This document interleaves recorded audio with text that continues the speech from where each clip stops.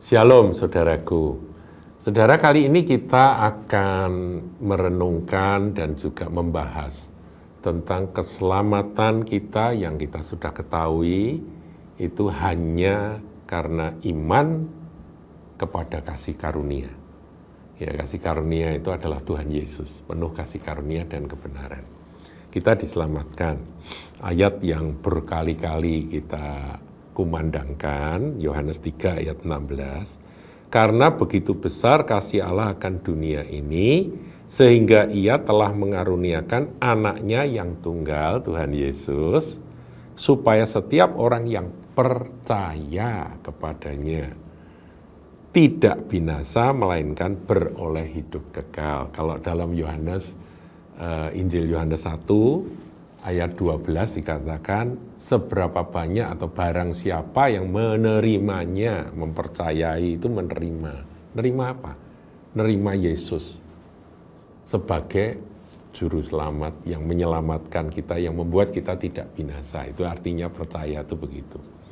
Barang siapa menerimanya diberi kuasa menjadi anak-anak Allah. Jadi caranya yaitu orang yang percaya itu dia diangkat menjadi anak-anak Allah, tidak binasa melainkan beroleh hidup yang kekal.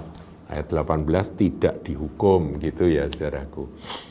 Nah, ini menimbulkan pertanyaan. Orang-orang yang logis, yang berpikir dengan nalar yang dikembangkan, mereka bertanya begini, Om, kalau orang cuma percaya saja pada Tuhan Yesus selamat, terus perbuatannya tidak mencerminkan kekristenan, bagaimana? Misalnya, dia perampok, mendengar Injil, dia mau selamat, tapi dia terus melanjutkan akan pekerjaannya sebagai perampok. Dia terus ngerampok, dia begal, dia terus begal, dia jadi pembunuh, terus jadi pembunuh. Atau koruptor, ya, yang lebih halus ya. Dia koruptor, jelas-jelas korupsi, menjadi kaya karena dia penyalahgunaan kekuasaan yang ada. Tapi kemudian dia mendengar Injil ini, dia menerima Yesus, percaya pada Yesus, bahwa Yesus juru selamat, percaya pada kasih karunia itu, dan kemudian dia yakin bahwa dia tidak binasa karena dia jadi anak Allah dan dia beroleh hidup kekal.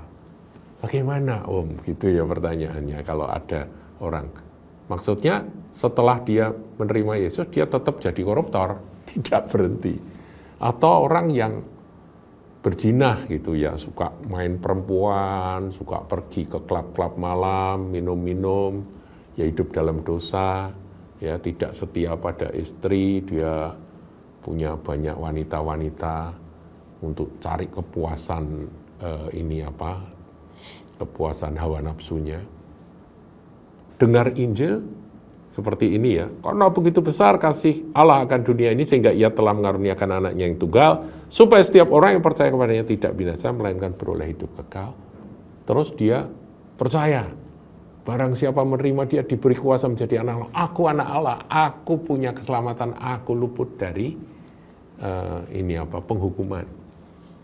Nah, itu bagaimana kalau orang-orang gitu? Dia terus ya, berzina ya terus berzina, main perempuan ya terus dilanjutkan. Bagaimana gitu ya? Nah, saya ingin kasih tahu saudaraku, yang menyelamatkan kita itu kan Tuhan Yesus, saudara. Betul ya? Tuhan Yesus itu siapa? Dia adalah firman Allah yang menjadi daging, menjadi manusia. Dia adalah firman Allah yang adalah Allah yang menjadi manusia. Ya. Dan firman itu telah menjadi manusia dan diam di antara kita, dan kita telah melihat kemuliaannya sebagai kemuliaan yang diberikan kepadanya sebagai anak tunggal Bapa, penuh kasih karunia dan kebenaran. Itulah Tuhan Yesus, saudara. Dan keselamatan kita itu kan karena Dia. Karena penebusan yang Tuhan lakukan, Karena kita menerima dia, kita diselamatkan. Itu benar, saudara. Tapi bagaimana dengan Sang Firman itu yang katanya kita terima? Kan firman itu ada di mulut, dekat sama kita, ada di mulut, ada di hati, dan ada di perbuatan, ada di segala sesuatu yang kita lakukan. Nah, ini poin yang ketiga ini bagaimana? Ini juga harus jadi kebenaran yang kita pegang. Saudara jangan membenturkan dengan berkata bahwa berarti keselamatan harus dengan perbuatan. Tidak, keselamatan tetap hanya karena iman kepada Tuhan Yesus. Tapi iman kepada Tuhan Yesus ini, saudaraku, firman yang berupa janji seperti Yohanes 3 ayat 16, itu memang untuk beroleh selamat cukup hanya kita terima, percaya, selesai, kita selamat. Tetapi kan hidup jalan terus. Dan dalam hidup ini kan kita melakukan perbuatan-perbuatan. Ya kan? Buahnya itu kan perbuatan kita. Nah, bagaimana dengan perbuatan-perbuatan itu? Menurut saya, orang yang benar-benar menerima Yesus, pasti firman itu akan ada di perbuatan. Contoh, ya, contohnya itu Sakeus, saudara. Sakeus itu begitu dia dipanggil sama Tuhan. Sakeus turunlah dari pohon itu, karena hari ini aku akan tinggal di rumahmu. Waduh, Sakeus senang sekali. Dia nggak pernah ngundang Yesus, tapi dia justru akan didatangi oleh Yesus, gitu ya. Ya, kemudian ketika Yesus masuk ke rumahnya, dia terima. Dia menerima Yesus Kristus, Sang Firman itu. Roh Kudus bekerja, saudaraku. Dan apa yang dilakukan oleh Sakeus? Dia berkata bahwa kalau aku pernah memeras orang sebagai kepala pungut cukai, aku akan ganti 4 kali lipat. Dan kalau masih ada sisa kali ya masih ada sisa uang seluruh hartanya yang dia kaya raya kan, aku akan berikan setengahnya untuk orang-orang miskin. Duh, ini kok bisa? Kok bisa dia tiba-tiba dari seorang koruptor, ya dia kan pemungut cukai yang korup, yang memperkaya diri selama itu, dia ngalami perjumpaan dengan Tuhan Yesus, kemudian dia kok bisa berubah seperti itu. Nah, ini saudaraku, orang yang menerima Yesus, itu mulutnya itu akan dibenarkan. Dia mengaku. Kemudian hatinya akan dipenuhi dengan sukacita keselamatan itu. Kan dikatakan karena sukacitanya. Kemudian tindakannya luar biasa, saudaraku. Yaitu dia akan membagikan setengah dari harta kekayaan yang dia dapatkan dengan cara yang haram itu, saudara. Dan dia hitung semua orang yang pernah diperas, dia akan ganti 4 kali lipat. Itu tidak ada hukumnya, tapi dia buat sendiri hukum. Itu namanya hukum roh yang bekerja dan menguasai Sakeus. Bagi Sakeus yang dulunya harta itu segala-galanya, berubah. Yesus mendatangkan sukacita, damai sejahtera abadi dalam hatinya, yang membuat dia melangkah dalam perbuatan-perbuatan kasih yang luar biasa. Paham ya, saudaraku? Jadi, saudara, firman, Yesus itu kan firman. Ketika kita menerima firman, itu bukan hanya hati percaya, mulut mengaku. Kalau itu saja memang betul, janjinya kita peroleh. Ya, ingat ya, penjahat yang disalib sebelah Tuhan itu, kan Tuhan Yesus berkata, hari ini juga engkau akan bersama dengan aku di Firdaus. Dia belum sempat, saudara, untuk melakukan kebajikan. Melakukan perbuatan-perbuatan yang menuruti perintah Tuhan. Nah, saudara baca Alkitab, perintah Tuhan itu banyak. Bukan hanya janji ya. Kalau janji keselamatan, kita clearkan bahwa memang itu hanya karena kita percaya menerima Yesus, sudah. Menerima Injil, menerima Dia Sang Kasih Karunia, Sang Firman itu selesai. Kita diselamatkan hari itu. Tetapi dalam menjalani hidup ini, semua saudaraku yang kita lakukan, itu harus diwarnai dengan firman yang isinya perintah-perintah. Jadi ada janji, ada perintah. Saudara jangan pegang janji tok. Pertanyaan dari itu ya anak-anak muda yang kok ada ya orang yang sudah percaya tapi dia tidak melakukan apa yang Tuhan perintahkan, dia malah melakukan dosa terus.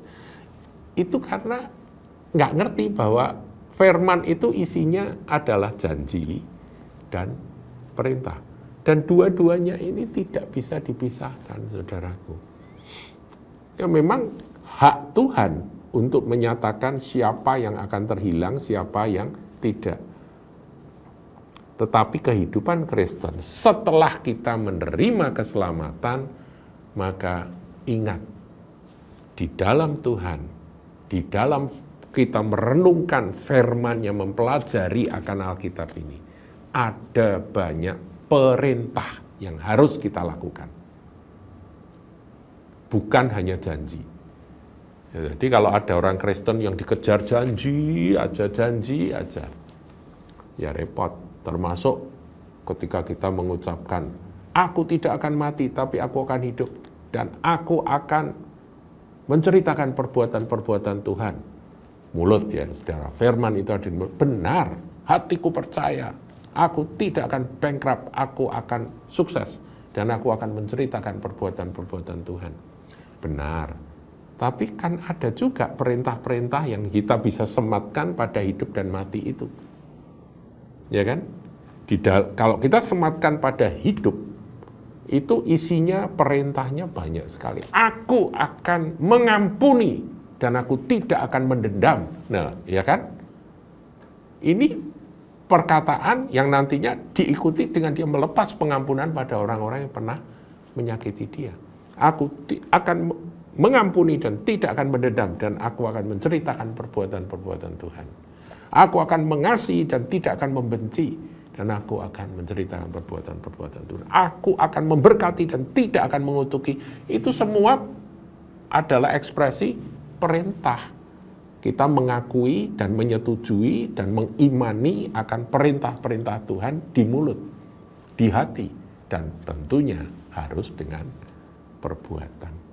Paham ya saudaraku? Jadi banyak orang Kristen itu hanya berpegang pada janji saja.